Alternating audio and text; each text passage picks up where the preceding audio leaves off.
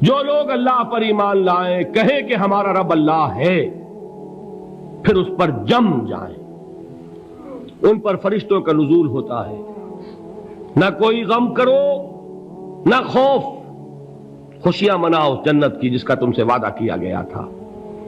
اللہ کی ربوبیت پر اطمینان جب انسان کو ہو جاتا، میرا رب اللہ ہے، ربی اللہ، انسان کے لیے نہ کوئی کھٹکا، نہ کوئی خطرہ، نہ کوئی خوف، نہ کوئی حزن۔ جو کچھ ہو رہا ہے کس کے اذن سے ہو رہا ہے؟ اللہ کے اذن سے۔ اللہ کے اذن کے بغیر پتہ تک نہیں ہلتا۔ یہ کوئی اندھا بہرا مادہ نہیں ہے جس سے مجھے کوئی خوف ہو۔ اندھا بھینسا چلا آ رہا ہو اس سے تو ڈرنے کا ہر انسان کو ڈرنا چاہیے، نہ معلوم کس کو ٹکر مار دے، لیکن نہیں، اس کائنات کو چلانے والا ایک سمیع و بصیر خدا ہے۔ وہ جو میرا دوست ہے، میرا ولی ہے، اللہ ولی الذین آمنوا یخرجہم من الظلمات الی النور، اللہ اہل ایمان کا ولی ہے، ساتھی ہے، پشت پناہ ہے، مددگار ہے، حمایتی ہے۔ بتائیے جسے یقین ہو جائے کہ اللہ میرا مددگار، اللہ میرا محافظ، اللہ میرا پشت پناہ، اللہ میرا حمایتی، اس کے لیے کوئی خوف ہوگا؟ اس سے کوئی ڈر ہوگا؟ میں مثال دیا کرتا ہوں ایک بہت سادہ، پنجاب کے دیہات کی۔ تو بڑا چودھری ہے اور کوئی غریب کسان ہے، اس غریب کسان کے جانوروں کو ہر وقت اندیشہ ہوگا چوری کا، کوئی میری بھینس کھول کر نہ لے جائے، کوئی میرا بیل کھول کر نہ لے جائے۔ لیکن جس کے بارے میں یہ سب کو معلوم ہو کہ وہ جو بڑا چودھری ہے وہ اس کا دوست ہے، اس کی بچیا کو کوئی خوف ہوگا؟ اس کی بھینس پر کوئی ہاتھ ڈالے گا؟ اسے کوئی اندیشہ ہوگا؟ نہیں۔ کیوں؟ کہ وہ بڑا چودھری، بڑا اس کا یہاں کا سردار، جاگیردار، سب کو معلوم ہے وہ میرا دوست ہے، کوئی میرے خلاف اقدام نہیں کر سکتا۔ اس دنیا میں یہ چھوٹی سی بات اگر آپ کے دلی اطمینان اور سکون کا باعث بن سکتی ہے تو ذرا تصور کیجئے۔ میں لفظ تصور استعمال کروں گا صرف اس لیے کہ اس کا ہم جس کو کہتے ہیں ادراک اور شعور کر نہیں سکتے، اگر کے ساتھ کر سکتے۔ اگر یقین ہو کہ اللہ میرا مددگار اور یقین ہو کہ اللہ ہر آن میرے ساتھ ہے، پھر کوئی خوف، کس کا خوف؟ کوئی شے اللہ سے بالاتر ہے؟ کوئی قوت اس سے زیادہ طاقتور ہے؟ کوئی اس کے ارادے کو بدلنے والا ہے؟ کوئی اس کی مشیت کے آڑے آنے والا ہے؟ یہی بات ہے جو حضور نے فرمائی، یہ ایمان کا حاصل ہے لب لباب، کہ دیکھو اچھی طرح اس بات کو ذہن نشین کر لو، اگر تمام انسان مل کر تمہیں کوئی نقصان پہنچانا چاہے نہیں پہنچا سکتے، مگر جو کچھ اللہ نے لکھ دیا ہو، اور تمام انسان مل کر تمہیں کوئی نفع پہنچانا چاہیں نہیں پہنچا سکتے، مگر وہ شے جو اللہ نے طے کر دی ہو۔ آپ پھر میں کہوں گا ذرا طاری کیجئے، اسے فرض کیجئے، اسے سوچئے، اگر اس حدیث پر ہمارا دل ٹھکا ہوا ہو تو کسی سے ڈر ہوگا؟ یہ مجھے نقصان نہ پہنچا دے، یہ میری رپورٹ خراب نہ کر دے، یہ میری انکریمنٹ نہ رکوا دے، یہ میرا یہ نہ بگاڑ دے، یہ میرا یہ نقصان نہ پہنچا دے، اس کا ڈر، اس کا ڈر، اس کا خوف، اس کی خوشامد، اس کے لیے جا کر طرح طرح سے اپنی عزت نفس کو ذلیل کروانا اس کے سامنے۔ یہ سب کچھ کیوں کرتا ہے انسان؟ جب سمجھتا ہے کہ اس کے ہاتھ میں میرا کوئی نفع ہے، اس کے ہاتھ میں میرے لیے کوئی ضرر ہے، یہ مجھے کوئی گزند پہنچا سکتا ہے، یہ مجھے کوئی نقصان پہنچا سکتا ہے، یہ میرا کوئی کام بنا سکتا ہے، یہ میری کوئی ضرورت پوری کر سکتا ہے، اسی کا نام شرک ہے۔ جہاں آپ نے یہ سمجھا کہ غیر اللہ کے اندر کوئی طاقت موجود ہے، وہی شرک ہے۔ بتوں سے تجھ کو امیدیں، خدا سے نو امیدی، مجھے بتا تو صحیح اور کافری کیا ہے؟ شرک تو یہ ہے۔ جس پر بھی تمہیں یہ خیال ہے، کلمہ ہے یہ کلمہ سوم، لا حول ولا قوت الا باللہ، ذرا اس پر دل کو کبھی اگر آپ تصور کریں، پھر فرض کریں، دل ٹھک جائے اس پر، کوئی طاقت نہیں۔ یہی بات تھی جو شیخ عبد القادر جیلانی رحمۃ اللہ علیہ نے اپنی وصیت میں اپنے بچے سے کہی. 11ویں دینے والے ہیں، لیکن حضرت شیخ عبد القادر جیلانی کی وصیت اور تعلیمات کو کتنے لوگ ہیں کہ جانتے ہوں؟ یہ جن مقامات تک پہنچے ہیں وہ کس چیز کی بدولت پہنچے؟ انہوں نے جو پیغام دیا وہ کیا تھا؟ اے میرے بچے، جس طریقے سے قرآن مجید میں حضرت لقمان کی نصیحتیں جو ہے نقل کر دی گئی ہیں، میں یہ عرض کروں گا بالفرض اگر قرآن حضرت عبد القادر جیلانی کے بعد نازل ہوا ہوتا تو شیخ عبد القادر کی یہ نصیحتیں بھی قرآن میں درج ہوتی. اتنی اونچی نصیحتیں ہیں. اے میرے بچے، اس حقیقت کو ذہن نشین کر لے، لا فاعل فی الحقیقت ولا مؤثر الا اللہ. اس کائنات میں نہ کوئی فاعل حقیقی ہے نہ مؤثر حقیقی ہے سوائے اللہ کے. کسی شے میں کوئی تاثیر نہیں اگر اللہ نہ چاہے. آگ جلا نہیں سکتی اگر اللہ نہ چاہے. پانی ڈبو نہیں سکتا اگر اللہ نہ چاہے. زہر ہلاک نہیں کر سکتا اگر اللہ نہ چاہے. کوئی چیز فائدہ نہیں پہنچا سکتی اگر اللہ نہ چاہے. تو در در پہ کیوں سر جھکاتے ہو؟ در در پر کیوں جبیں سائی کرتے ہو؟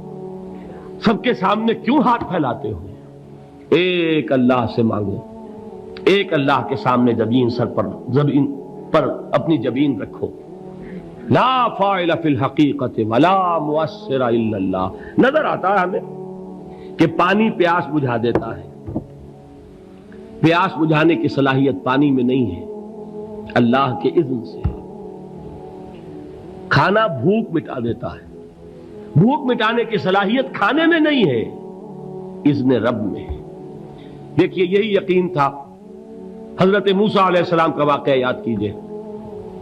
سامنے سمندر آ گیا ہے، قوم دیکھتی ہے پیچھے کہ گرد و غبار کا طوفان ہے.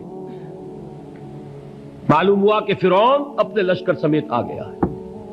لشکر جب چلتا تھا تیز رفتاری کے ساتھ تو گرد و غبار کا جو طوفان اٹھتا تھا اس کا تصور کیجیے. اور لمحہ بلمحہ وہ قریب آ رہا ہے. پوری قوم نے کیا کہا؟ اے موسیٰ انا لمدرکون. اے موسیٰ ہم کو پکڑے گئے. قرآن مجید نے تو یہاں وہ باتیں نہیں لکھی ہیں، لیکن تورات میں یہ درج ہے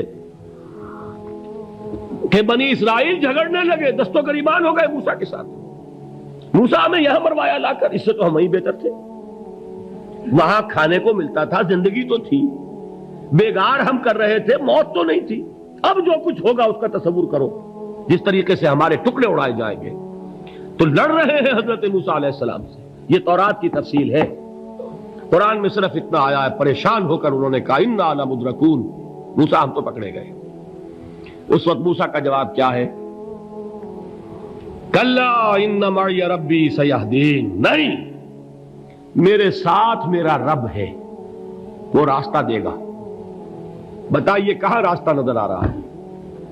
یہ ہے ایمان بالغیب. راستہ نظر نہ آئے تب اللہ پر یقین ایمان ہے. جیب میں پیسے ہوں اور تب دل کو اطمینان ہے تو ایمان کس پر ہوا؟ پیسے پر، اللہ پر نہیں. جب وسائل و ذرائع نہ ہو اور پھر یقین ہو کہ اللہ مسبب الاسباب ہے، وہ اسباب کا پابند نہیں ہے، وہ اسباب کا محتاج نہیں ہے، اسباب اس کے محتاج ہیں. اگر یہ یقین ہے تو اللہ پر ایمان ہے. یہ نہیں ہے تو تمہارا ایمان اسباب پر ہے، وسائل پر ہے، ذرائع پر ہے، مادیات پر ہے، اللہ پر نہیں. اس وقت کہاں راستہ تھا؟ کوئی راستہ تھا؟ سمندر ہے اور ادھر سے لشکر آ گیا ہے. کلا ان معی ربی سیہدین. اب دیکھیے ایمان کہہ دینا آسان ہے، ہوا معکم اینما کنتم. جہاں کہیں بھی تم ہوتے ہو اللہ تمہارے ساتھ ہوتا ہے. لیکن اس کا یقین قائم ہو جائے تو زمین و آسمان کا فرق واقع ہو جائے. یہی بات ہوئی حضور کے ساتھ. غار ہے، چھپے ہوئے ہیں محمد الرسول اللہ اور آپ کے وہ یار غار ابو بکر صدیق رضی اللہ تعالی عنہ. اقبال نے حضرت ابو بکر کی شان میں چند اشعار کہے صرف، لیکن واقعہ یہ ہے کہ بھاری بھاری نظموں پر اور قصیدوں پر بھاری ہے. طویل ترین نظمیں اور قصیدے ہوں ان پر بھاری ہے. ہمت ابو بکر کی ہمت جو ہے کشت ملت را چو ابر، جیسے بارش سے کھیتی اپجتی ہے، ابو بکر کی ہمت اور عزیمت اس امت کو اسی طرح سینچنے والی ہے۔ ثانیے اسلام و غار و بدر و قبر،